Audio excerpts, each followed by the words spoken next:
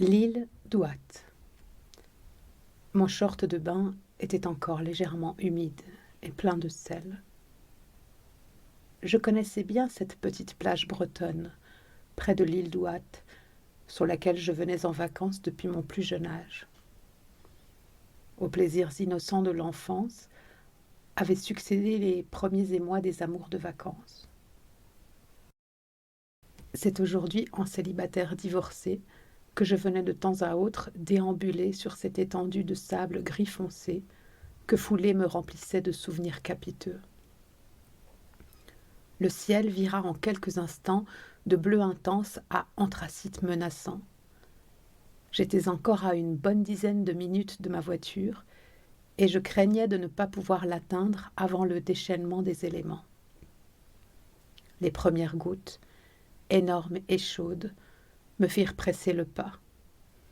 Elles furent suivies de grêlons gros comme des raisins qui me poussèrent à m'abriter sous le premier parasol des bains du phare, où je venais d'arriver après de longues enjambées empressées dans un sable lourd. La solide toile ocre délavée me protégeait de la grêle, tout en m'exposant imprudemment à la foudre.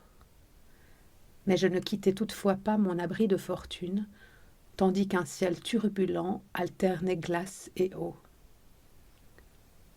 L'humidité ambiante commençait à gagner mon corps, qui grelottait désormais sous mes vêtements trempés. L'orage ne semblait pas vouloir se calmer. L'odeur de la pluie et celle de la mer se mariaient dans un mélange puissant. Soudain, je fus rejoint sous mon parasol par une femme tout aussi mouillée que moi. Ses cheveux dégoulinaient sur un visage blanc et doux, éclairé de deux yeux verts rieurs. Son ciré bleu marine n'avait pas résisté à la puissance des intempéries et lui collait au corps.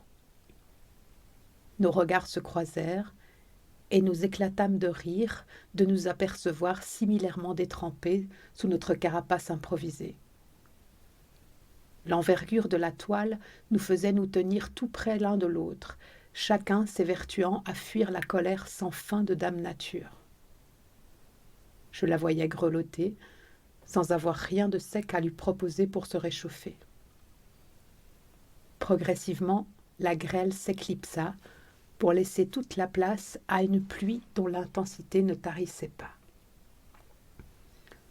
Nous échangeâmes quelques mots d'une banalité convenue, puis notre étrange duo retomba dans un silence seulement ponctué par le rythme des gouttes sur la toile. Nous nous observions du coin de l'œil. « Ça va aller ?» lui demandai-je, la voyant le corps traversé de frissons. Elle prononça un oui si petit que j'eus monstrueusement envie de la prendre dans mes bras pour la réconforter. Son visage se tourna vers moi à ce moment-là, et ses yeux verts me lancèrent une invitation à peine embuée à cette consolation que tout son corps appelait.